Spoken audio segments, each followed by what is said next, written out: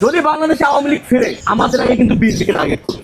তারেক রহমানের বোঝা উচিত বিএনপি এবং ছাত্রদের উদ্দেশ্য করে বলছি, যদি ছাত্র শক্তির একটা কর্মীর গায়ে হাত পড়ে, আমি যদি বেঁচে থাকি এর একজনকেও ছাড় দেওয়া হবে না। ছাত্র শক্তির একটা নেতা কিংবা কর্মীর গায়ে যে হাত দিবে ওই হাত আমার সম্মুখীন হইতে হবে, ওই হাতকে আমরা ভেঙে ফেলবো। যদি আমি ছাত্র শক্তি সভাপতি জাহিদ হাসান বেঁচে থাকি, ছাত্র শক্তি নেতা কর্মীদের গায়ে যে বা যারা হাত দিবে তাদের কাউকে আমি ছাড়বো না। হয়তো আপনারা সরকার গঠন করছেন, 200 বেশি আসন পাইছেন বলে বাংলাদেশ আপনাদের হয়ে গেছে এটা ভাববেন না। বাংলাদেশের মানুষের, এখানে মানুষ যান মানে নিরাপত্তা সহকারে শান্তি এবং সুস্থভাবে বেঁচে থাকে। এই শান্তি এবং শৃঙ্খলা কোনোভাবে বিনষ্ট করা যাবে না। এরপর আমরা খুবই গভীর উদ্বেগের সঙ্গে দেখলাম যে কথা অলরেডি সিএম বলেছে যে পঞ্চগড়ে বিএনপির নেতা গিয়ে আওয়ামী লীগের অফিস খুলে দিচ্ছে।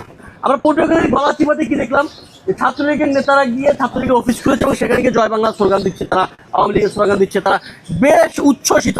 কারণ বিএনপি ক্ষমতায় এসছে, বিএনপি ক্ষমতায় আসার ফলে তারা তাদের পুরো রাজনৈতিক অফিস ফিরে পাচ্ছে, তারা আবার রাজনীতিতে ব্যর্থ।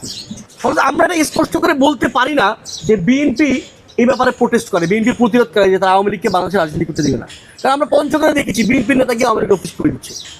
এই যে বিএনপি ক্ষমতা পেয়ে তারা আওয়ামী লীগকে পুনর্বাসনের জন্য শতভাগ প্রচেষ্টা করছে, এইটা যদি বিএনপি করতেই থাকে তাহলে শুধুমাত্র যে আমরা ভুগবো, শুধুমাত্র যে আমাদের জানের উপরে হুমকির ব্যাপারটা এরকম না। যদি বাংলাদেশে আওয়ামী লীগ ফিরে, আওয়ামী লীগ ফেরার পরে আমাদের আগে কিন্তু বিএনপিকে টার্গেট করবে। তারেক রহমানের বোঝা উচিত